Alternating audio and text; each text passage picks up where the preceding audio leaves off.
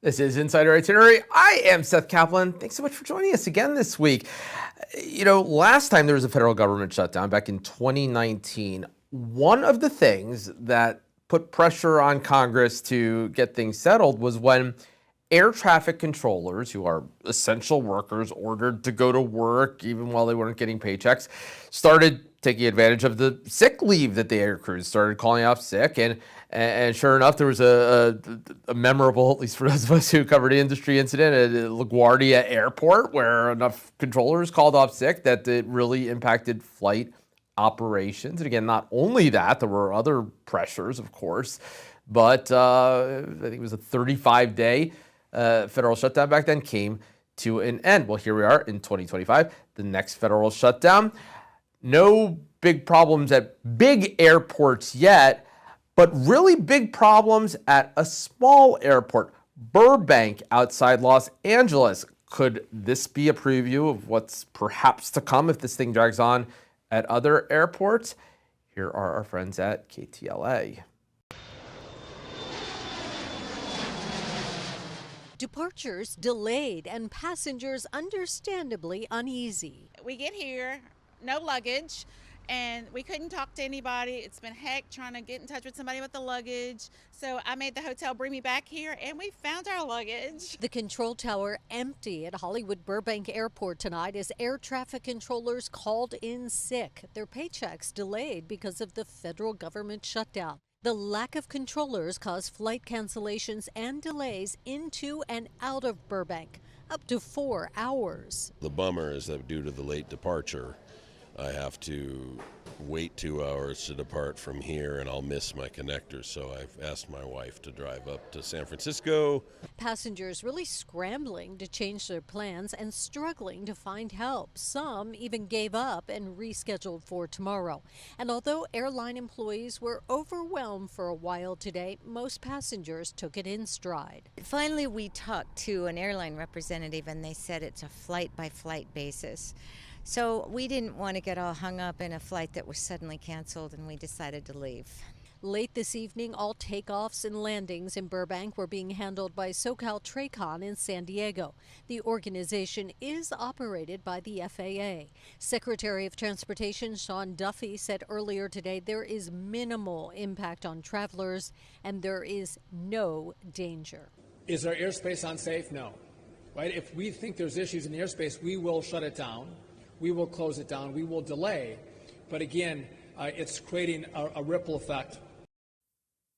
A ripple effect we will continue watching to see if it impacts larger airports. Burbank, obviously not a hub, a place where, if you're not flying to or from there, you're probably not impacted by this particular incident. That wouldn't be the case, obviously, at airports like Chicago, O'Hare, Atlanta, and so forth, if large numbers of air traffic controllers were to begin calling in sick at those places, which, to be clear, they have not yet, by all accounts and appearances, but something we will continue watching. Something else we continue watching, the Spirit Airlines bankruptcy and the airline's efforts to restructure itself in bankruptcy. And the latest effort by Spirit involves getting rid of a whole bunch of airplanes, 87 airplanes. Spirit is returning to lessors, to folks who lease airplanes to airlines. The large number of these are actually very new planes. Airbus 320 family NEO, or new engine option, is what that acronym stands for. Planes, Spirit was having issues with engines, with keeping those planes basically in the air reliably, and they decided to just go ahead and hand those planes back. But 87 planes is a whole lot of planes. It means that Spirit is reducing its fleet by essentially almost half, especially if you count other planes that it had already said goodbye to. And so an airline doing something like this during bankruptcy to try to restructure itself is nothing new. But that number caught some people off guard, including the guest that we're going to have this time in the second part of the show. We're going to talk a lot more about that fascinating What does this mean for Spirit? What does it mean for other airlines? A large number of planes, and not just from Spirit, but Play Airlines we talked about last week, out of business now, had been flying from Baltimore to Iceland and beyond. Anyway, that discussion is coming up in the second part of the show. First, though, I want to talk about something that happened at LaGuardia, which I mentioned in a different context earlier about the shutdown back in 2019, the pilot sick-outs. Something happened this past week at LaGuardia that was scary, that was caught on camera. Thankfully, nobody was hurt during this, but our friends at WPIX in New York, Pix 11, tell us what happened. Investigators saying there was notable damage to one plane's wing and the other plane's nose cone in an incident that shook up a lot of people on board both aircraft. 23 seconds after this, just landed planes of this size start taxiing to their arrival gates at LaGuardia Airport. That's what a Delta Airlines flight with 57 passengers and 4 crew members on board was doing just before 10 o'clock Wednesday night when this happened.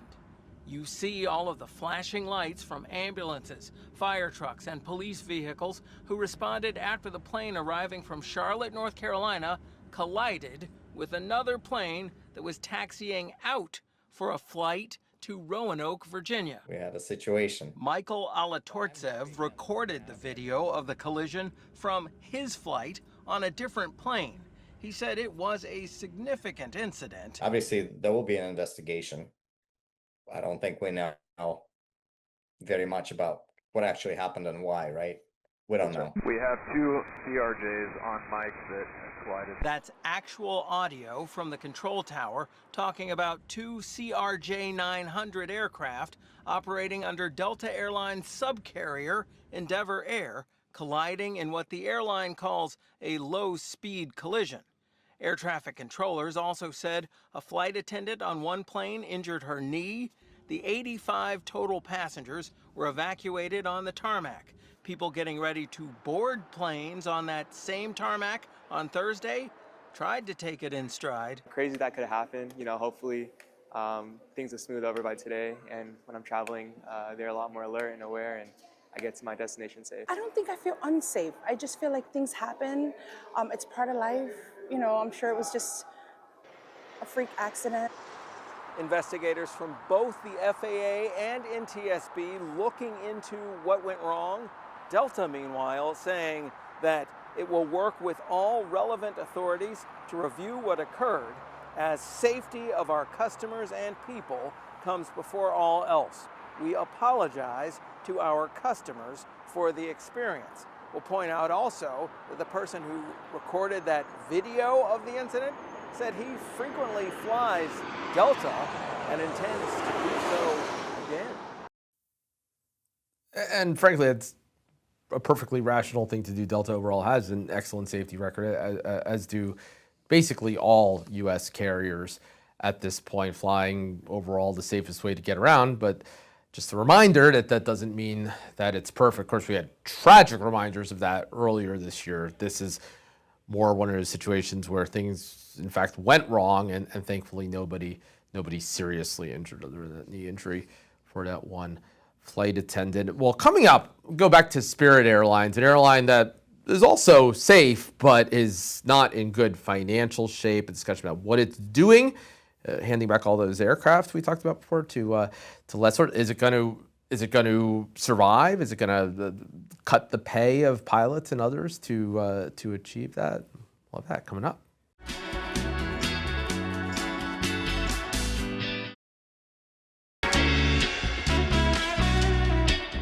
Welcome back to Insider Itinerary. I'm Seth Kaplan, and I want to get back to something we talked about earlier, that massive reduction in fleet by Spirit Airlines. And I'm joined by someone who knows all about this and wrote something that's worth reading for the Points Guy. This is Edward Russell, who's an aviation journalist who I've known over the years covering these issues, writes for various publications. But yeah, it was the Points Guy who wrote this piece about. And so Spirit Airlines, well, first, just you tell me, I think 87 aircraft, they're rejecting the leases, turning back. That's a lot of planes. We knew Spirit was in trouble, but did that number surprise you? Yeah. So, hey Seth, it's great to chat with you today. So yeah, 87 planes is a lot of aircraft. And I should note, it's actually not just 87. This was on top of 27 they'd already rejected from aircraft a few days earlier. So it's over 100 planes. I believe the count was 114 to date. But yeah, this is a huge number of planes. It's equivalent to about the size of Allegiant, Copa Airlines, for those that are familiar with Latin America. I mean, we're talking airline-sized fleet of planes leaving Spirit. And I've covered a lot of bankruptcies. And typically airlines do this in 5, 10, maybe 20 planes at the time. Like this many all at once is just, wow, it's a massive number. So many that from a customer perspective, and I don't mean to sort of overstate this or be flippant about it, but for so long the question has been, will Spirit survive? And that remains a question. But when I first saw that number, I thought to myself, like, does it? And again, I don't mean this the wrong way, but sort of like, does it even matter, right? In the sense that that if they do, they will be so much of a smaller airline than this what had become a rather large airline that was flying all over the country. They're now not going to be sort of in that same ballpark with, you mentioned, well, they'll be down with Allegiant in terms of number of aircraft, smaller than Frontier. They much smaller than JetBlue. I mean, for perspective, I'm just trying to. This was an airline that was rather big and now won't be nearly as big of a player, retreating to sort of some of its core markets. Yeah, so I spoke to Spirit briefly about this on Friday, and they told me that they don't plan any more market exits. So, I mean, they would say that they don't want to scare customers away. But this is, I mean, I cannot emphasize enough. It's such a massive number of planes that I would expect, and other people's expect, that we've got more cuts coming at Spirit. Just because, I mean, they've said there are at least 3 core markets they're pulling back to: Fort Lauderdale, Orlando, and Detroit. And even with 100 planes, that's a lot of planes to serve just those 3 cities, basically, feeding leisure travelers going north-south. So I think for consumers, there are likely more cuts to come. Exactly what those look like, we don't know yet, but it's, just this last weekend, they loaded November and they're down 36% year over year. So there's a lot of trimming going on at Spirit. Yeah, and I want to come back to Spirit specifically, but just to mention briefly, because I know you've mentioned the broader context here, is in an aircraft market where airlines have just had a hard time getting aircraft, what's known as the tight aircraft market. Basically, there just aren't as many airplanes as airlines wish they were. And I know, for example, here in Harrisburg, where we're recording this show, Allegiant is here, and it's somebody like me who flies to Fort Lauderdale. And I love it when they fly there nonstop, and very often they don't. And that's a perfect example of a market where they have basically said, look, we would fly there all the time if we had enough airplanes, but we don't, so there are just other better opportunities. Anyway, you have made the point that it's not just Spirit, but Play Airlines, which we talked about on this show last week, because people flying from BWI have taken it to Iceland and others. This is suddenly a lot of aircraft that are becoming available to other airlines. There absolutely are. I think the general consensus is the leasing companies that own these planes. So that these planes, to be clear, are going back to their owners. They're not going to, they probably will sit in desert for a little while, but they're not going to, wait for sale. The leasing companies are probably going to have no problem placing these planes. And place means basically sign another agreement with another airline, placing these planes somewhere else. The question is how fast the court acts. If the court doesn't, rule on this for another month or two, then, the leasing companies technically shouldn't start placing them. But I have no doubt that airlines are going to snap up these planes. How many stay in the U.S. versus go abroad is still an open question. But you're right. I mean, Frontier being one that they still want to grow, and they could pick up some planes. It's an open question, but I have no doubt that these planes are going to go somewhere else. Like you said, it's been a market where airlines cannot get enough planes, so they're eager to get some. I should note, some of them do have Pratt & Whitney engines, and I don't know if you discussed this, but they've had some issues. So not all of these planes are airworthy at the moment. I believe Spirit said they had 38 that were grounded due to engine issues in August. So, there is a sizable number that won't be going anywhere anytime soon, but that's for the leasing companies to figure out. So, yeah. Right. The good news is they're actually really new airplanes, which at some point here, somebody will be really happy to be able to fly them. But yeah, that's and that's part of Spirit would say anyway. That's part of what what made things bad for them in the first place. And so as for Spirit and their long-term prospects, so this is, and we've talked about on the show, this is their second time in bankruptcy. That's never a good sign. Lots of airlines have gone bankrupt once and restructured successfully. Fewer have managed through, with Chapter 22 is sort of the gallows humor joke of bankruptcy lawyer, Chapter 11 times two. Although it has happened, U.S. Airways did it back in the day. So Spirit, they did, yes. yeah, and so Spirit here and the first time around, look, in the old days, bankruptcy meant, cutting pay and those sorts of cost saving things, which Spirit didn't do any of because they kind of couldn't. You couldn't, force pilots to take less money because they would leave. Is the labor market changing, and are other factors changing to the point that now maybe they can do some of those difficult things that, on the other hand, would help them stay in business? I think, yes, they are going to be able to make some of those tougher changes. I should asterisk that. The pilot market is still, well, we're not in a shortage anymore. It's still tight. And you still see airlines like American, Delta, United that are still growing, hiring. So if they cut pay too much for pilots, there's a very real possibility that you're going to get some that are willing to leave and go to another airline. The asterisk being when a pilot leaves, or a flight attendant, they go to another airline, they go to the bottom of the seniority list. And seniority is everything for pilots. That's how they get their schedules. That's how they figure out where they fly. So they're going to have to weigh that. They get more pay, but they're going to be at the bottom of the list at a major airline.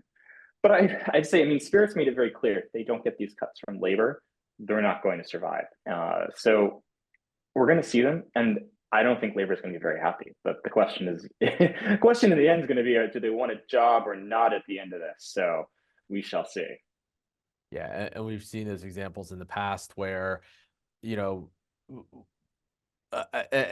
I mean, sometimes there are no good answers, but those of us old enough to remember Eastern Airlines, that where labor unions made the bet that, hey, look, this is it, we've got to draw a line, and the airline, I mean, you wouldn't say called their bluff. I mean, it turned out they were telling the truth, that they were out of money in that case. Yeah. And so yeah, I'm sure that's what's happening. And as you mentioned, it's not the market in general. It's not that pilots can't get jobs now in general. It's that if I am a 20-year pilot flying for Spirit, I really want this airline to survive, because I could get a job somewhere else, but I'm going to be at the bottom of that seniority list in an industry where I'm not paid based on experience when I walk in the door somewhere else. I'm a brand new pilot there. Right. Another thing about Spirit, though, that works in its favor is last week they announced, I believe, $450 million in debtor financing through bankruptcy, which is no small number. And to be clear, the number one reason airlines shut down, like Play, is cash crunch, especially going into the winter season when things are slower. Airlines hit a cash crunch and they shut down. So the fact that Spirit was just able to get $450 million from bondholders or creditors, not exactly sure who, that says something. That gives me more confidence that they're at least going to get through the next few months. Still TBD what happens, but that at least gives them some more time to work things out. Right. And somebody has looked at that airline and said, I'm willing to lend them this money. And with priority, I mean, they get paid back first. But yes, but still, you wouldn't lend the money if you didn't think that their survival was somewhat likely. So then the market in general, any other recent changes, and we've talked about it over the weeks, sort of these dichotomies between, global premium long haul airline travel still going rather well, people who have a little bit of money willing to spend it, domestic tougher, sort of budget travel in general tougher, and that's an airline like Spirit that plays in that market. I mean, is that sort of where we are right now? Have you seen any new signs, just sort of covering the industry closely in recent weeks, of anything changing, getting worse for any parts of the market as people worry more about tariffs and all the rest of everything happening? I really haven't. So I have spent the last couple of weeks at a number of industry events. Went to the U.S. Chamber Summit, which is popular with U.S. airline CEOs, here in D.C. a few weeks ago. I was in Hong Kong the other week at an airline routes conference, met with Cathay while I was there. And every time I keep talking to these executives, top executives, U.S. Airlines, Cathay, Lufthansa, they keep saying premiums holding up. They do mention softness elsewhere, but premium is holding up and they're willing to invest in that. And that really shows that, like you said, there's a split in the market where those budget conscious travelers are not, not flying as much, or they're being a little bit more concerned about, oh, maybe we'll take a trip, but we're going to wait till the fares are really cheap. Whereas people who have a little extra money are willing to spend for that, and the airlines are willing to invest in that, and they keep doing that. Now, we all know premium travel is a fickle beast, and it has turned before. So, are we at the top of the cycle? Are we heading to the top? That's the question. And as I've learned covering the industry, is you never know you're there until suddenly like things start to get worse. So it's really hard to say. But as of now, as of all my recent meetings, literally in the last 3 weeks, premium's still going strong. And of course, we'll learn a lot more here in the coming weeks because the third quarter, or what for most airlines is the third quarter, just ended, and they'll all be doing their earnings reports and saying a lot more, disclosing a lot more here coming soon. But what you said is so true. And another, something we've mentioned on this show also, in the past, an airline like Spirit has and not just like Spirit itself has done best during downturns. And so, 2009, you didn't want to be Delta, which is doing very well right now. You wanted to be airlines like and including Spirit. And so, sort of one interesting thing here is to think like when that inevitable downturn happened, and it will happen sooner or later. It always does. There's always another downturn somewhere, coming. Yeah. Exactly. And so, would that be good news for Spirit? But does Spirit itself last long enough to get the benefit of that? Because airlines that chase that, that's when the cost advantage matters, the revenue advantage, when people aren't spending on premium anyway as much, that's when it's harder to be an airline like Delta, United, that's invested all that money in products that then aren't selling as well, and when doing the things that the ultra low cost airlines do matter more. Yeah, no, exactly. But I have to say, those major airlines have gotten so much better at competing on price for the budget travelers. I'm sure you've talked about it. Basic economy products, they're about a decade old now, but they do a fantastic job at having that really cheap fare. Yet, you get the benefits of flying on a United or a Delta. You get the in-seat screen. You're going to get free drinks, free non-alcoholic drinks and stuff. So they just have gotten so much better at competing for those passengers now. It makes it so much harder to be a Spirit or a Frontier. And that's the difference, that this is not 2009 when, or especially times before that, like the post 9/11 period, those big airlines were sick companies, that they were the ones with all kinds of debt and short on cash and all those sorts of things. And so what were then these sort of new, lean, low cost airlines were able to compete very, very well. And so now you're not. That's just not the situation that they're in very more. And they just have all these different products at all these different price points.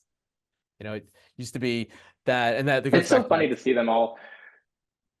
Oh, it's so funny to see all the budget airlines adding extra legroom seats or quote unquote first class cabin, because clearly they're trying to go for that revenue that they're seeing in premium. But it really, it's hard if your brand is known for being cheap, no frills travel.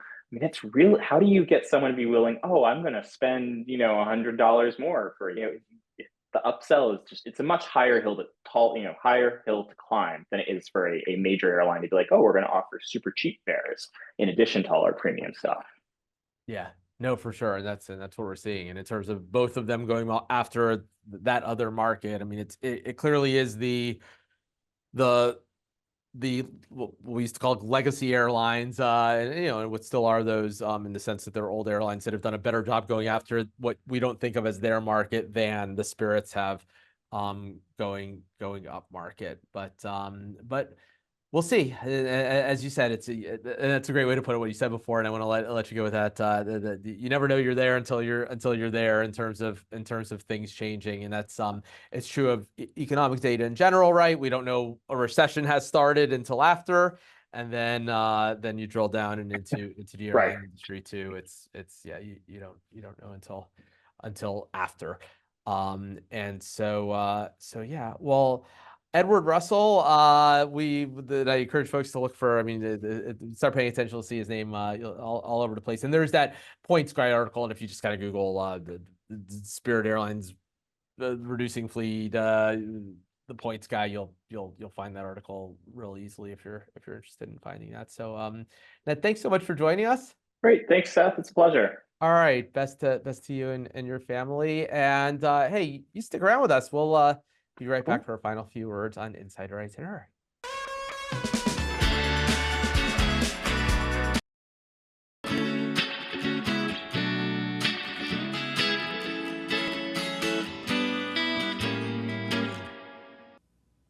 And that brings to a close another edition of Insider Itinerary here in the middle of October, kind of quiet travel season, some business travel going on, most people not taking vacations right now, more or less the case for about another month. Then it all picks up again. If you're like a lot of Americans, a good chance you're going to be traveling somewhere for Thanksgiving, whether you're going by plane or train or automobile. I know I'm, in my case, going to be flying down to Florida. But hey, we will be here with you next week, even if you're staying on the ground here on Insider Itinerary. Until then, we remind you, as always, to travel safely.